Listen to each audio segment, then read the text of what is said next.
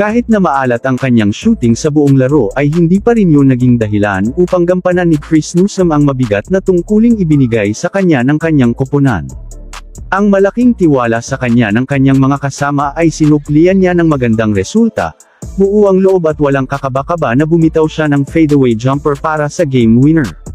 At ang kanyang kabayanihan ay habang buhay ng tatatak sa Philippine basketball bilang isa sa malupit na clutch basket sa kasaysayan, dahil ito ang nagbigay sa Meralco ng kanilang unang kampyonato sa PBA.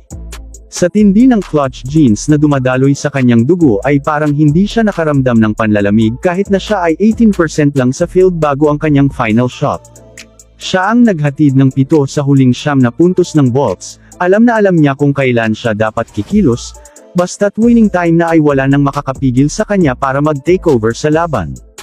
Patunay ng kanyang pagiging clutch performer ay 2 beses siyang tumira ng dagger shot sa serye, ginawa din niya ang kanyang bagong career high sa kanilang pagkatalo nung Game 4. Ang misyon ng Meralco sa Philippine Cup ay tapos na, pero hindi pa dito nagwawakas ang tungkulin ni Newsome, dahil dadalhin naman niya ang kanyang talento sa Latvia para tulungan naman ang Gilas Pilipinas.